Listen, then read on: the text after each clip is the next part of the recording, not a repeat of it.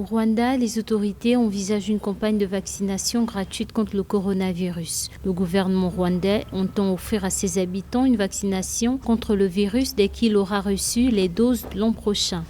Les groupes prioritaires pour obtenir le vaccin à un coût nul sont le personnel de santé car il fait partie des personnes à haut risque d'infection, des personnes souffrant de comorbidités ainsi que des personnes âgées de 65 ans et plus. Le ministre de la Santé, Daniel Kamish, se dit prêt à recevoir le vaccin une fois qu'il sera déployé d'ici mars 2021. Néanmoins, il exhorte déjà les Rwandais à accepter le vaccin futur.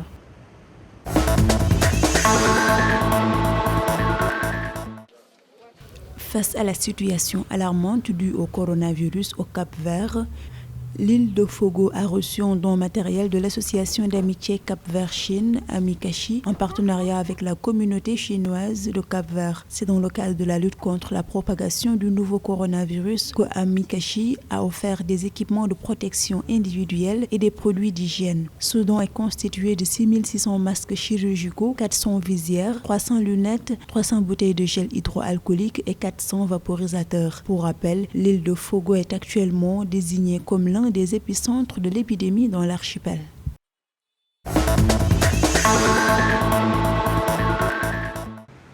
Au Niger, les autorités ont décidé de durcir les mesures face à l'augmentation constante du nombre de cas au Covid-19. En effet, le gouvernement nigérien a décidé ce vendredi 11 décembre de fermer les établissements scolaires sur toute l'étendue du territoire à partir du 17 décembre au 1er janvier 2021. Afin de freiner la propagation du fléau, il a décidé de rendre effective l'obligation du port du masque et de prendre des sanctions à l'encontre des agents publics en cas de refus, de renforcer le dispositif de lavage des mains et des grandes surfaces. De plus, il a été décidé de suspendre la tenue des ateliers et des séminaires jusqu'à nouvel ordre.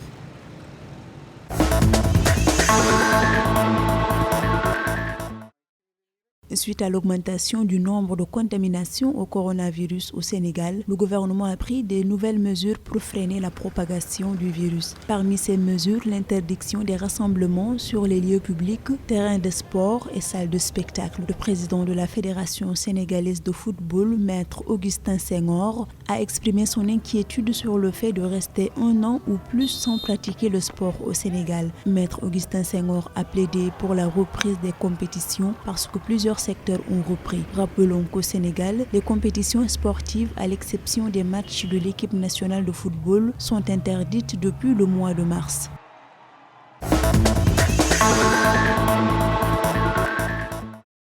Le président de la Guinée-Bissau, Umaro Sissoco Embalo, a pris une importante décision dans son pays face à la propagation du virus. La présidence de la Guinée-Bissau a annoncé que le chef de l'État a décrété ce vendredi 11 décembre l'état d'alerte qui va rester en vigueur jusqu'au 10 mars 2021 dans le cadre de la réponse à la pandémie du Covid-19.